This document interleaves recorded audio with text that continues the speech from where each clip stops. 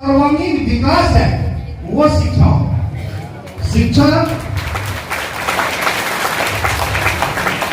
शिक्षा ऐसी होनी चाहिए कि जो मनुष्य है उसका बहुमुखी विकास हो।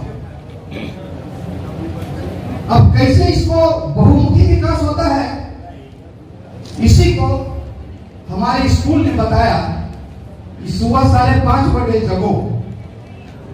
5:30 बजे हम लोग को जगा दिया जाता था और सबको पहले कहता था जाओ फिजिकल ट्रेनिंग करो और जाके पहले पीटी करवाता था। और ऐसा नहीं था कि आपकी मर्जी है, किसी छात्र को जाना है और किसी को नहीं जाना है। पूरा रेसिडेंशियल था, छात्रावास था। और जो नहीं गए फिर अगले दिन इसी तरह हॉल में एक सेमिनार होता था और वहां पर उसको पनिशमेंट का अनाउंसमेंट होता था कि आप आज पीटी में उपस्थित हुए, आपको क्लास टाइम में जो ब्रेक होता है उसमें 5 चक्कर लगाना पड़ेगा और 5 चक्कर उसको लगाना पड़ता था। तो मेरा कहने का मतलब है कि सुबह उठा के जो पीटी करवाया जाता था, इसका मतलब ये हुआ कि आपका शरीर जो है वह स्वस्थ रहे, आप बीमार नहीं बने।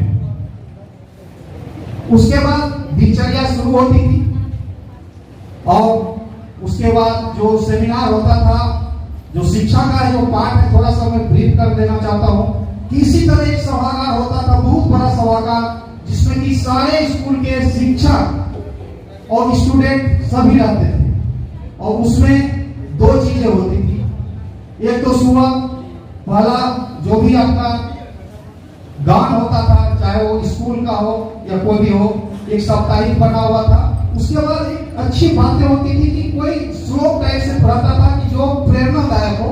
और उसके बाद एक समाचार पत्र, समाचार जो है स्टूडेंट को ही प्रत्येक दिन उस सेमिनार में पढ़ना पड़ता था। देश विदेश में जो भी घटनाएं होती थी, उस घटनाओं का चर्चा कम से कम आधा घंटा में उस न्यूज के माध्यम से सभी स्टूडेंट को बताया जाता था, ताकि वो नहीं पढ़े तो उस समाचार के माध्यम से वो अवगत हो जाए कि पूरे देश में, पूरे विदेश में, अपने बिहार में क्या घटित हुई, ताकि उससे वाकिफ हो जाए। हम लोग के समय में 90 में मैंने मैट्रिक किया है, करीब 32 साल के आसपास हो चुका है मैट्रिक किया हुआ मेरा। तो कहने का मतलब फिर होता था, उसके बाद शाम को खेल भी होता है और वो भी कंपल्सरी था। ऐसा नहीं कि आप उसमें डंडे मार दीजिएगा, वहां भी जाना पड़ता है। तो ये जितने रूटीन की दिनचर्या थे, ये सभी शिक्षा के पाठ थे। ये सभी शिक्षा के पाठ थे और इसका एक ही उद्देश्य था कि जो भी स्टूडेंट है उसका शुरू से ही उसका विकास हो और सर्वांगीण विकास हो, स्वस्थ रहे और पढ़ाई को साथ में करना ही रहता था। अब यहाँ पर जो भी आप उपस्थित हुए हैं, मुझे जानकारी मिली कि सभी यहाँ बीएड के या तो अध्ययनरत छात्र है या पास आउट छात्र है।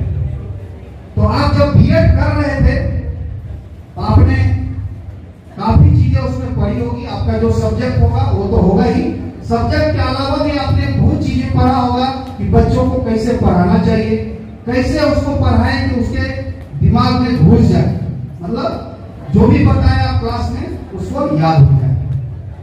तो मेरी अपेक्षाएं आप लोग से एक ही होगा कि आप निश्चित रूप से बीएड किए हैं, आप सर्विस के तलाश में हैं, आपको सर्विस भी मिलेगी, ये हम सबों की शुभकामना आपके साथ है।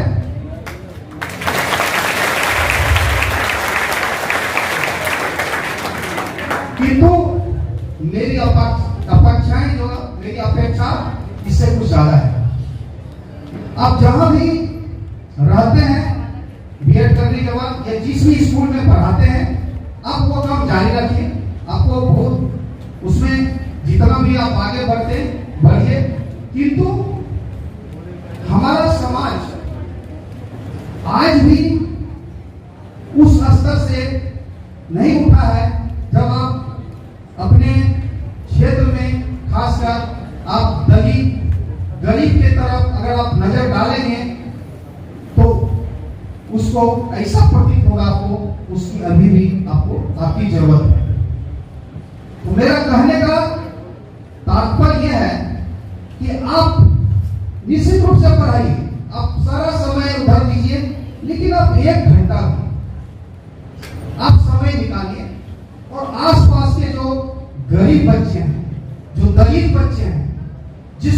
एजुकेशन की सख्त जरूरत है और आपने जो प्रोफेशनल कोर्स किया है आप उसको बेहतर ढंग से पढ़ा सकते हैं। तो ये आप अगर प्रण लेते हैं सर्टिफिकेट लेने के साथ कि मैं अपने कर्तव्यों को पालन करते हुए मैं ये भी गिरा उठाता हूँ कि जो भी हमसे संभव होगा मैं उस वंचित गरीबों को अपना शिक्षा का कुछ उसको चिंगारी दूं ताकि वो समाज में भी ऊपर उठे और अपना वो एहसान बने और एक अच्छे नागरिक बने। क्योंकि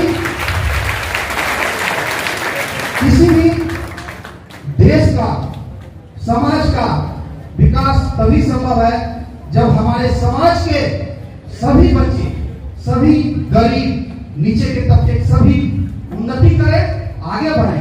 सरकार ने कोशिश किया है उन बच्चों को आगे बढ़ाए विभिन्न स्कूल के माध्यमों से आपको उसको बढ़ाने का प्रयास किया जा रहा है, चाहे अम्बेडकर विश्वविद्यालय हो कस्तूरबा हो उसके माध्यम से सरकार ने बहुत प्रयास किया है उसको आगे बढ़ाए। लेकिन आपको आपकी भी उसकी जरूरत है क्योंकि आपने एक बीएड किया है अब बैचलर ऑफ एजुकेशन इसमें आपकी दक्षता है आप उसको आगे बढ़ाएंगे।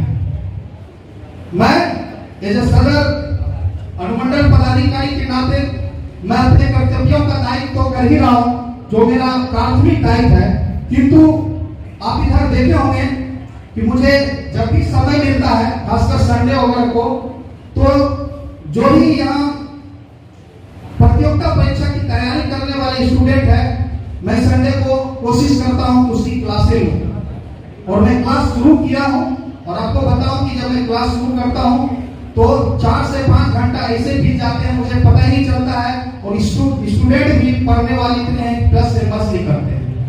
तो ये अपने प्रशासनिक दायित्वों के बाद अगर मैं छुट्टी के दिन या संडे के दिन ये पीड़ा लेता हूँ उसको कुछ सिखाऊं तो ये तभी संभव है जब मेरे में एक जुनून हो कि मैं अपने पद का दायित्व का निर्वाह करते हुए समाज में कुछ लोगों को कुछ दूं।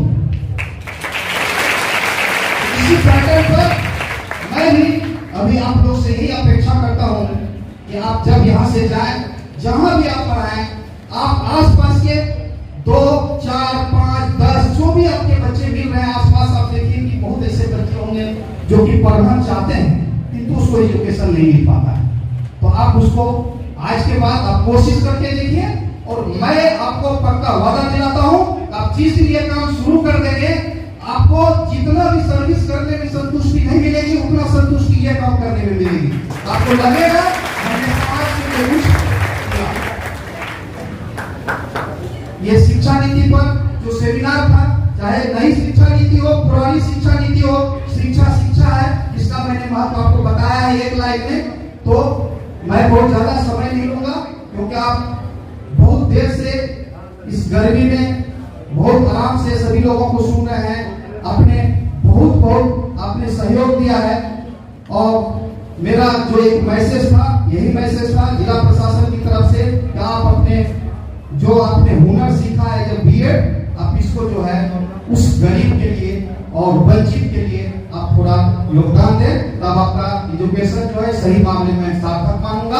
आप इस प्रोमिस के साथ ही मैं आपको प्रदान करने वाला हूँ इसी प्रोमिस के साथ